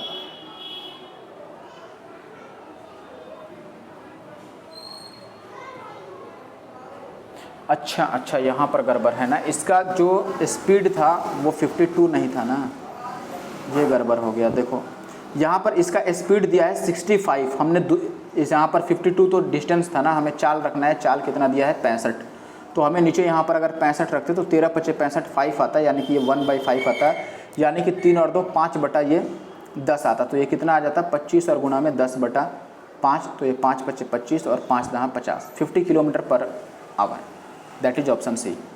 लास्ट क्वेश्चन पर आते हैं। लास्ट में है कि सुलेखा 1040 रुपये में 36 kg चीनी खरीदती है। 36 kg जो शुगर वो खरीदती है वो 1040 रुपीज़ में खरीदती है, जो भी आप समझ लो, और वो 10 kg चीनी को बेचती है। जो देखो यहाँ पर अब सेलिंग में ध्यान रखना है, यहाँ पर सवाल को जरा गौर से समझिए एक बार, सवाल में क्या कह रहा है, मैं वापस से पढ़ के समझाता हूँ, मेरा ही फ्लो गड़बड़ हो गया। देखो यहाँ पे ये कह रहा है मेरे भाई कि 1040 रुपये में 36 kg चीनी वो खरीदी, और वह चीनी को 10 kg चीनी के विक्रय मूल्य के बराबर लाभ पर बेचती है, तो 5 kg चीनी का विक्रय मूल्य बताइए। वापिस से समझिए, ये सवाल भी रिपीट हुआ है, ठीक है, सीजीएल मेंस 2011 से 18 वाले पेपर में मैंने कराया है, आपने देखा होगा तो आपको याद होगा। देखो 1040 रुपीज़ में 36 केजी शुगर को ये बाई करती है और 10 केजी शुगर के एसपी के इक्वल प्रॉफिट पर ये बेचती है। यानी कि 10 केजी जो शुगर है उसका जितना सेलिंग प्राइस होगा उतने ही प्राइस ये लाभ लेकर के यानी कि प्रॉफिट लेकर के बेचती है चीनी को। तो आपसे पूछ रहा है कि 5 केजी शुगर का एसपी क्या होगा यानी कि सेलिंग प्राइस क्या होगा। तो यहाँ पर एक बात समझना, प्रॉफिट हम कैसे लेते हैं बताओ, प्रॉफिट कैसे निकालते हैं, एसपी माइनस का सीपी ऐसे ही निकालते हैं। अब अगर प्रॉफिट की हम बात करें तो प्रॉफिट है 10 किलो चीनी के विक्रय मूल्य के बराबर, यानी कि 10 एसपी के बराबर है, 10 विक्रय मूल्य के बराबर है, 10 केजी चीनी के एसपी के बराबर है। तो मैंने प्रॉफिट के जगह पर क्या लिख दिया, 10 और एसपी लिख दिया। ठीक है, ध्यान देना। और एसपी कितना, टोटल कितना चीनी बेचा गया है भाई, 36 किलो चीनी बेचा गया है, तो एसपी की जगह पर मैं 36 एसपी ही लिखूंगा और सीपी की जगह पर 36 सीपी ही लिखूंगा क्योंकि 36 किलो चीनी ही खरीदा गया था। बात समझिएगा मैंने क्या लिखा है यहाँ पर। मैंने बोला कि प्रॉफिट जो हो रहा है वो 10 किलो चीनी के विक्रय मूल्य के बराबर हो रहा है, तो प्रॉफिट की जगह पर मैंने ये लिख दिया 10 किलो चीनी का एसपी। ठीक है, और टोटल कितना बेचा गया है, 36 किलो चीनी बेचा गया और खरीदा भी गया था 36 किलो। अब यहाँ से मैं सीपी को इस साइड लेकर के आऊँ, देखो सीपी को इस साइड लेकर के आऊँ तो 36 सीपी इक्वल टू कितना हो जाएगा दोस्तों, 10 उधर जाके माइनस होगा तो 26 और एसपी बनेगा। अब देखो 36 किलो चीनी का सीपी हमें पता है कि वो इतना में खरीदा गया है, 1040 रुपये में खरीदा गया है, तो इस सीपी की जगह पर 1040 रख सकता हूं और यहाँ पर 26 एसपी हो जाएगा। अब 26 से इसको अगर काटते हैं तो 13 से 8 बार में कटेगा, तो 26 से 4 बार में ही कटेगा, यानी 40 वैल्यू हो गया एसपी का। यानी कि 1 किलो का विक्रय मूल्य कितना हो गया, 40 रुपये, और हमें 5 किलो का बताना है तो हमें 5 एसपी बताना है, 5 एसपी। तो 5 से मल्टीप्लाई कर लेते हैं, 4 × 5 = 20, यानी कि 200 रुपये का ये विक्रय मूल्य है। Option second is the correct answer. यहीं पर वीडियो खत्म कर दें, लास्ट क्वेश्चन खत्म हो गया है और वीडियो भी इसके साथ खत्म कर रहे हैं। देखो काफ़ी मेहनत करी है और मैंने डेली कोशिश किया है अब कि डेली मैं कोशिश कर रहा हूँ कि एक वीडियो ज़रूर से अपलोड कर दूँ, एक पेपर डेली ज़रूर सॉल्व कर दूं। तो इसके लिए आपके सपोर्ट की ज़रूरत है, आप ज़रूर से सब्सक्राइब कर लीजिए। कोई ऐसा भाई है जो देख रहा है लेकिन सब्सक्राइब नहीं कर रहा है तो मज़े ले रहे हो भाई, मैं भी मज़े लेने लगूंगा। ठीक है, मौज मत करो ज़्यादा, आपको सब्सक्राइब करने की ज़रूरत है। कम से कम वीडियो में एक कमेंट जरूर किया करो। ठीक है, thank you for watching the video. अगर किसी ग्रुप में जुड़े हो जहाँ लिंक शेयर कर सकते हो तो ज़रूर से लिंक को भी शेयर करो।